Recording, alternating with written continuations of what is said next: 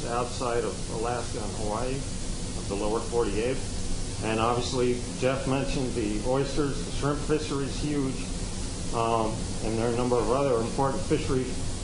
To give you an example of the importance of these two industries, every year the town of Morgan City in Louisiana has an annual shrimp and petroleum festival. This year was the 75th one of these, so these have both been important for a long time.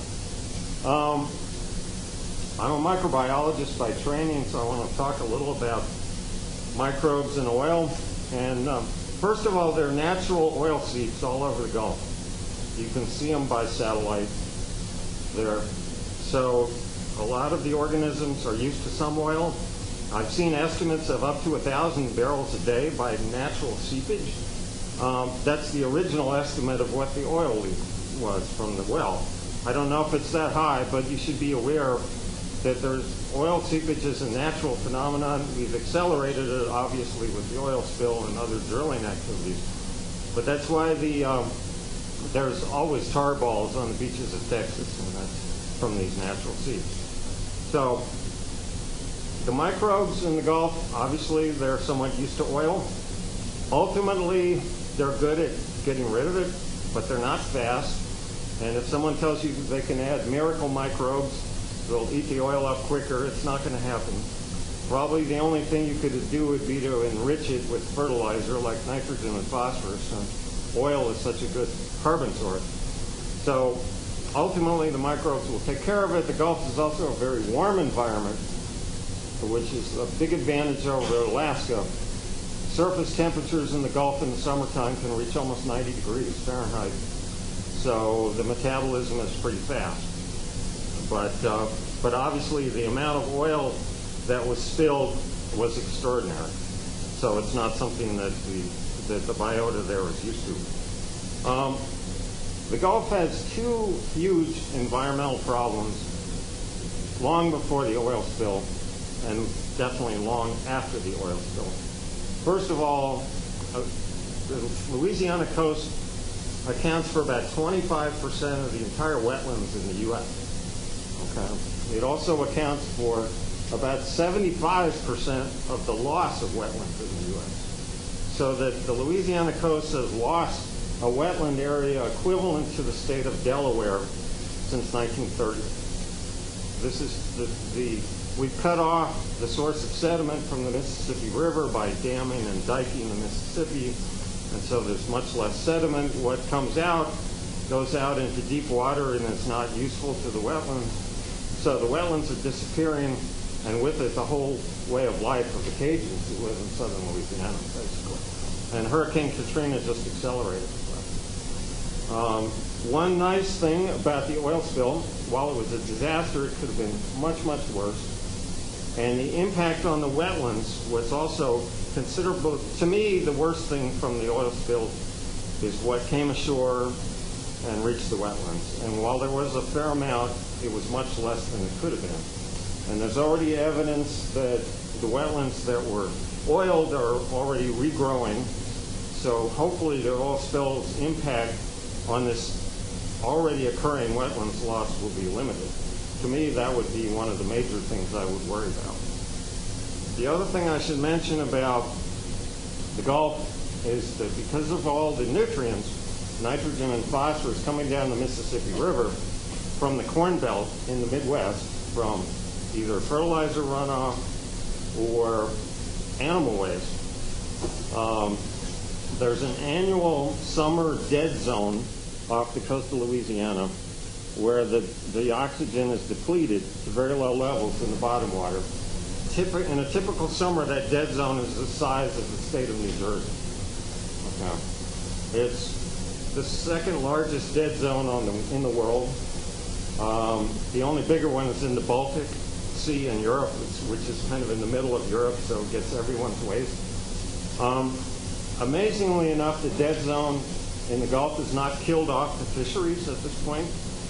At least the shrimp and the things that can swim around just move out of it, and then the fishermen move out of it and follow them along the edge of it. You can actually see them. So it hasn't probably gotten the publicity that it might warrant, On the other hand, the Chesapeake Bay has much the same problem, but there it's virtually eliminated many of the important fishes. In the Gulf, that hasn't happened so far. But of course, the problem is, how are you going to tell an Iowa farmer that his fertilizer is eliminating the oxygen in the Gulf of Mexico? He doesn't really care. So, and the more we grow corn for ethanol, the bigger the problem becomes. So, and finally, I want to make one comment about research. There's been a lot of discussion about BP and their research fund and how it's going to be allocated and all this kind of thing. They, in the last couple of days, finally released the details.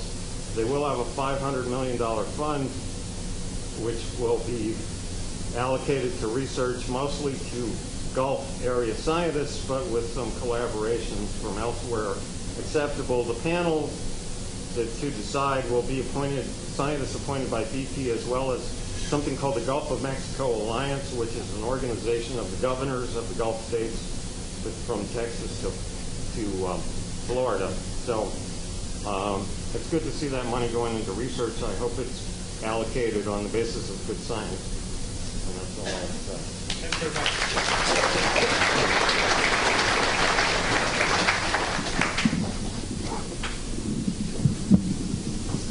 Okay. How does that sound? Good? Okay. So I'm going to talk a little bit about what I see as sort of the topography of the whole event that happened from April until now. To set the stage, Exxon Valdez, which ran aground in 1989, was probably the worst spill of oil in the world in terms of its effect on wildlife and people and the behavior of the oil companies. As we were talking about earlier, your joke was that Exxon set the bar really low, so low they dug a trench and threw the bar into it. But the Oil Pollution Act of 1990 was a response to the Exxon Valdez grounding. And that means that our policy about oil spills for the last 20 years has envisioned a spill of oil, not an eruption from a blown out well, but a ship or something spilling oil, and the response to that.